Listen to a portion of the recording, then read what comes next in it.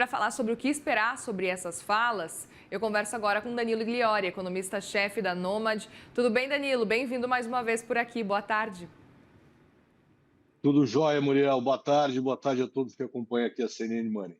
Quero muito saber o que esperar desse discurso de Jeremy Powell, que está gerando aí muita expectativa em torno da próxima reunião de setembro, tá? Depois de tantos dados que saíram desde a última reunião do FONC, porque a gente teve a reunião do FONC, Danilo, e foi quarta-feira, e na sexta-feira a gente viu já os dados do payroll que modificaram tudo o que a gente estava vendo. Inclusive, a ata divulgada na quarta-feira, ontem, veio até um pouco defasada. Portanto, como é que você está enxergando essa expectativa toda para falar de Jeremy Powell? O que a gente precisa ficar atento para que ele deve falar? Olha, primeiro, de fato, assim, é muito justificada essa ansiedade aí nessa expectativa sobre o que o Paulo vai falar amanhã, né, por alguns motivos. Primeiro, que é a última vez que ele vai falar em Jackson Hole, né? E depois então, de um longo mandato, é muito esperado que ele faça alguma espécie de balanço do período dele à frente do Fed, né, e à frente do FONC, numa etapa aí da história bastante turbulenta, né? Pegou, entre outras coisas, a pandemia do Covid e agora todo o rescaldo que vem pós-pandemia. É, então tem muita expectativa em relação a como é que ele vai talvez pintar, né, de uma forma mais ampla todo esse período que ele viveu à frente do Fed, mas claro, né, a maior atenção está em relação ao que pode ser revelado, né, e o Powell é sempre muito comedido, mas talvez amanhã, por ser a última do Jackson Hole, se anime a dar um pouco mais de informação sobre o que pode vir pela frente, né? E aí a gente sabe que está num momento particularmente desafiador para fazer projeções, porque os números estão vindo, né, de forma, vamos dizer assim, até contraditórios quando a gente olha para a atividade, quando a gente olha para a inflação, o CPI e o PCE ainda estão meio parados, mas o PPI, o índice do atacado, já está apontando para cima. Tem um mercado de trabalho que também está difícil de ler, porque eu tenho um desemprego baixo, mas, por outro lado, eu tenho poucos fluxos acontecendo, então pouca demissão e também pouca admissão. Então, é um momento bastante desafiador, tem muita incerteza, e isso está refletido no próprio mercado de juros, né? Vocês estavam comentando aqui há pouco, né? Assim, a gente viu uma mudança bem rápida nas expectativas com relação tanto ao que vai acontecer na próxima, que pode acontecer na próxima em setembro, como também em torno de todo o ciclo de corte, uma vez que, né, se de fato se materializar um novo ciclo de afrouxamento monetário. Então, tem muita mudança acontecendo, e aí eu acho que qualquer sinal que o Paulo possa soltar amanhã vai fazer preço. Percebeu nos últimos dias, inclusive, a previsão, a expectativa para um corte de juros agora, já na reunião de setembro, está acabando diminuindo. A gente viu, inclusive, durante ali o Fed Watch, ali olhando, acompanhando o Fed Watch ali no CME Group, a gente vê que chegou já a 90 e poucos por cento, agora está a previsão do mercado de 71,5%. O que está fazendo com que o mercado comece a se dividir um pouquinho mais com relação a isso, apesar de ainda ter maioria? Então, acho que a visão predominante, que a despeito de todas as incertezas que a gente tem, está ficando mais claro uma certa resistência aí da inflação, né? Na verdade, melhor dizendo, está ficando mais claro que a inflação deve voltar a subir quando as tarifas os impactos das tarifas se materializarem de uma forma mais completa, né? Sobre a atividade, ainda tem muita dúvida do que está acontecendo, né? E, de fato, o desemprego está muito baixo. Mas para a inflação, as contas são um pouco menos difíceis de serem feitas. Então, uma vez que as tarifas passam a valer, né, no conjunto de setores que elas foram implementadas, é um aumento muito grande de preços importados. Por mais que os produtores possam absorver um pedaço disso, é muito difícil isso não chegar na inflação de consumo. Então, eu acredito que a visão do mercado hoje, de alguma forma, está capturando esta visão, né? Você falou bem, para o corte o primeiro corte para a reunião de setembro está precificado com um consenso já há alguns meses e chegou a ser quase com um consenso absoluto, bateu em 90 e poucos por cento, como você sinalizou. Rapidamente chegou em 70. né? Quer dizer, já tem 30% aí de manutenção para a próxima reunião, que reflete muito isso. Se a gente jogar para a última reunião, as expectativas para a última reunião do ano, também está tendo uma mudança, né? Ali ficou flutuando, ficou oscilando entre 2 cortes e 3 cortes, como a aposta majoritária, mas no momento a gente tem uma situação inédita nesses últimos meses. A gente tem a maioria para 2 cortes, mas a gente tem 25% para 3 cortes e 25% para um corte, e tem uns 15% para nenhum corte. Então, a preocupação com a inflação, nesse momento, está, vamos dizer assim, se sobrepondo a preocupações com enfraquecimento e eventual atividade. Pois é, muito interessante isso, Danilo, porque a gente viu uma preocupação com a inflação justamente por parte de Jeremy Powell e foi por isso que até agora ele não fez nenhum corte esse ano, porque a gente está vendo tanta instabilidade com essas tarifas que acabam surgindo dúvidas. Realmente vale a pena cortar agora, levando em consideração que a gente sabe essa instabilidade que está acontecendo, a gente não sabe exatamente o impacto que essas tarifas podem vir a ter. Então ficou muito claro por parte aí de Jeremy Powell que a situação, o cenário de não cortar os juros, pelo menos até agora, era justamente por causa dessa instabilidade.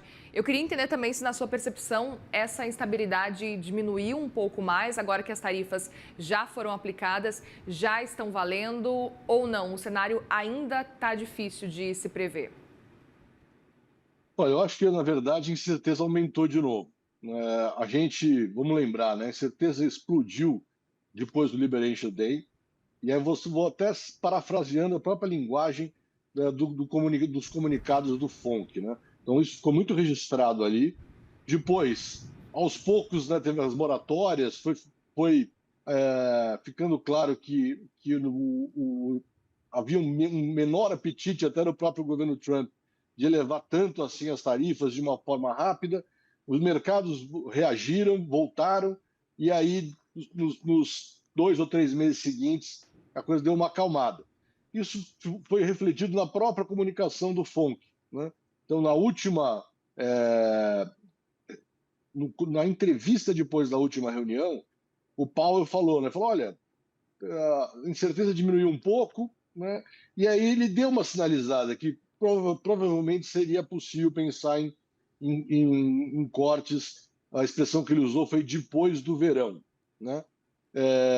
Agora, de lá para cá, né, a gente teve novas rodadas de aumento de tarifa, teve o caso do Brasil em particular, mas teve a Índia também, né, e algumas outras tarifas setoriais também aumentaram, então teve mais turbulência. E junto com isso tiveram algumas coisas, vamos dizer assim, não diretamente ligadas às tarifas, mas que também contribuíram para gerar um cenário de mais incerteza, né? Em particular, as pressões tanto sobre o Fed, né, como uma ação bastante drástica, que foi a demissão, né, da diretora do Departamento de Estatísticas de Mercado de Trabalho. Então, eu diria que voltou a subir um pouco aí a incerteza, sim. De novo, isso reforça o interesse da gente acompanhar com muito detalhe e atenção a entrevista do Paulo amanhã. Perfeito. Enquanto a gente não tem essa entrevista e essa confirmação, ficam algumas dúvidas ainda assim. E aí eu queria entender justamente se a gente consegue prever na sua avaliação uma manutenção ou um corte para a próxima reunião. A gente está vendo que a maioria do mercado está realmente projetando um corte, o primeiro corte desse ano. Como é que você enxerga isso diante dos dados que a gente tem até agora? Olha, eu acho que ainda faz sentido pensar num corte em setembro, Tá. mas certamente esse cenário está ficando menos óbvio, né? Então, os indicadores que vão sair daqui até a reunião, na minha cabeça, vão ser determinantes para calibrar essa decisão. Porque parte da incerteza sobre qual vai ser de fato o movimento em setembro tem a ver também com o fato de que está tendo divergências já dentro do FONC, né? Então, durante um bom tempo, né, e durante um período bastante atribulado, quase sempre a gente via uma unanimidade nos votos do FONC. Agora, da última vez, já não tivemos uma unanimidade, né, tivemos bastante divergência. Isso foi realçado ontem na ata, e então isso coloca mais uma interrogação sobre qual vai ser o movimento. Então, assim, para resumir, né, pré-entrevista do Powell, eu diria que assim, eu manteria o call de corte em setembro, mas com muito menos confiança, e dizendo que pode ser que tenha manutenção e muito provavelmente a gente não vai ter um voto unânime, seja na manutenção, seja no corte de 0,25. Perfeito. E eu aproveito para te perguntar também uma questão que, enfim, depende muito da situação, do cenário atual, e eu queria entender na sua percepção o que faz mais sentido nesse momento. A gente ficar atento à questão da inflação ou à questão do mercado de trabalho, a questão, de modo geral, desse mercado que está se mostrando cada vez mais fraco, cada vez mais enfraquecido. A gente teve os resultados agora de pedidos de seguro-desemprego que vieram de novo muito altos. A gente está diante desse cenário que tem surpreendido quando a gente olha para a questão do mercado de trabalho. Portanto, hoje, na economia dos Estados Unidos, o que faz sentido na sua avaliação a gente acompanhar mais de perto? Olha, não vai ter como fazer essa escolha, né? A gente vai ter que continuar Os acompanhando dois. muito de perto os dois. Mas a diferença aqui, aliás, a gente e as autoridades monetárias dos Estados Unidos, né? Mas a diferença aqui é que está mais fácil, né, fazer vamos dizer assim, o diagnóstico do que pode impactar a inflação. A história das tarifas é algo muito mais simples, não é totalmente simples, mas é muito mais simples de você entender os canais de transmissão e os impactos potenciais sobre os preços, né? No caso de mercado de trabalho, esse é um dos grandes desafios que a gente tem no pós-pandemia. Entender, né, como é que a economia se ajustou depois da pandemia, nas suas várias nuances de funcionamento do mercado de trabalho. Vamos lembrar, né, nós estamos aqui discutindo toda a incerteza num contexto pós-início do governo Trump, mas se a gente der alguns passos para trás e olhar o que aconteceu em 24, o que aconteceu em 23, muitos analistas e muitos agentes de mercado erraram as suas previsões consistentemente por uma dificuldade de entender esse novo mercado de trabalho, né? Em 2023, a esmagadora maioria dos agentes financeiros perderam dinheiro apostando numa recessão nos Estados Unidos. E era uma aposta muito lógica, com base nas lentes assim, analíticas do mundo pré-pandêmico. Subiu a taxa de juros de uma forma muito importante, não tem como a atividade não entrar em recessão. E isso não aconteceu, né? Então, de novo, é muito importante acompanhar de perto o mercado de trabalho, mas ele está muito menos óbvio fazer uma interpretação e um diagnóstico de como vai ser essa dinâmica daqui para frente. Você está correta, temos sinais que estão se acumulando na direção de que tem um enfraquecimento em curso. Mas qual é a magnitude e com que velocidade isso vai acontecer ainda está bastante obscuro. Perfeito. E aí, Danilo, a gente também ouviu nessa semana o analista-chefe da Moody's fazendo uma avaliação de que a recessão nos Estados Unidos está cada vez mais próxima. Eu queria entender de novo esse fantasma da recessão que começa a pairar e a gente ficou ao longo desse ano, e parece que esse ano durou muito tempo já, estamos em agosto, mas é interessante ver como esse cenário vai e volta, né? Porque a gente fala, olha, a gente viu diante das movimentações, vai acontecer uma recessão. Não, não vai. É estagflação. Que situação é essa nesse momento? E você concorda com essa análise feita pelo analista-chefe da Moody's de que a recessão está chegando cada vez mais próxima dos Estados Unidos ou não? Olha, eu acho que não dá para dizer que vai ter recessão, ainda não dá para dizer que vai ter recessão. O Tá. que eu acho que é praticamente certo é que a gente vai ter um desaquecimento, né? Então, é, vamos lembrar, os Estados Unidos estavam crescendo aí perto de uns 3% ao ano, 2 e poucos por cento ao ano, né, já há algum tempo. Eu acho que é muito provável que esse crescimento vá para um ou um pouco abaixo de um. Pode entrar em recessão? Pode. Mas aí volta exatamente naquilo que eu estava dizendo antes, né? A gente está num contexto de economia que tem incertezas que não estão só ligadas a esse mundo, a esse contexto comercial tarifário, que é uma novidade do governo Trump. A gente tem incertezas que vêm de antes disso, né? Então, ó, se a gente voltar um ano para trás, só para não ter que voltar tanto, exatamente um ano, na metade do ano passado, tiveram 3 dados de desemprego, um mais fraco que o outro. Todo mundo começou de novo a levantar, acender a luzinha, olha, tem recessão à vista, né? não veio. Então, eu acho que assim, tem muita coisa acontecendo junto para a gente conseguir, nesse momento, identificar e fazer as contas e poder fazer uma aposta mais assertiva. O que eu acho que é meio inevitável é um desaquecimento. Mas, de novo, magnitude e velocidade desse desaquecimento, eu acho que ainda está difícil de cravar. Perfeito. Também aproveito para te perguntar, diante do que a gente tem acompanhado que acontece nos Estados Unidos, algumas dúvidas com relação a esse cenário que a gente está acompanhando tarifário de Donald Trump, que ele tem feito esse movimento e tem comemorado como um todo a arrecadação agora com as tarifas. Queria entender agora que a gente está vendo um pouco mais distantes aí de todo esse processo que aconteceu, apesar da gente estar sendo extremamente afetado aqui no Brasil, mais distantes no sentido de que faz tempo que foram anunciadas as medidas, a gente consegue já entender o quanto isso está fazendo bem para a economia dos Estados Unidos, o quanto que isso está fazendo mal nesse momento? Olha, eu acho que as coisas ainda estão no início, Tá. né? Mas o que a gente pode dizer é que tudo indica que vai fazer mais mal do que bem, é, pelo menos nesse curto, médio prazo. Sim, vai ter algum aumento de arrecadação via tarifas, isso é inegável, vai servir como um alívio aí, né, nas pressões fiscais. Mas a desorganização, né, da atividade econômica que vem de tarifas tão espalhadas por muitos setores e com níveis tão mais altos do que o que existia previamente, indica que vai acontecer muita dificuldade na economia americana. Vamos lembrar, né, se põe tarifa sobre importação em muitos setores, né, de cara você tem um problema nos setores que importam, né?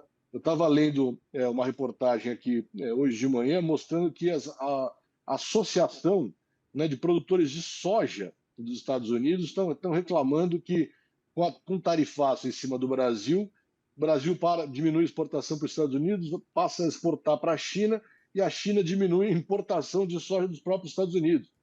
Então você vê um processo indireto aí de um impacto num setor particular de commodities. Então começa a história em setores importadores. Depois você tem todos os setores que importam insumos, né, que também vão ter problemas. Em alguns casos é simplesmente aumento de preço, simplesmente entre aspas, claro. Em outros casos se inviabiliza, vai ter que substituir insumos. Então tem muita dificuldade contratada num processo em que eu tenho um aumento forte e amplo de tarifas, né? Então, nesse momento, acho que o balanço está mais para negativo do que para positivo. Muita coisa tem que dar certo para que o saldo vire positivo, né? Então, a grande aposta dessa história, na verdade, não é aumentar a arrecadação. A grande aposta é incentivar a repatriação de atividades para os Estados Unidos. Aí é que mora o perigo. Acho que tem muita hipótese aí heróica para dizer que isso vai dar certo e tem boas chances de sucesso. Eu estou mais alinhado com aqueles que o que vai acontecer, na verdade, é que essas tarifas vão voltar a diminuir ao longo do tempo, quando os efeitos negativos começarem a ser contabilizados. Veremos, então. Danilo Igliori, economista-chefe da Nômade. A gente volta a conversar daqui a algumas semanas, alguns meses, para seguir repercutindo esse cenário, que parece uma novela. A gente vai acompanhando, porque todo dia tem atualização. Obrigada. Obrigado, Muriel. Sempre um prazer estar aqui com vocês. Prazer é nosso em te receber. Boa tarde para você.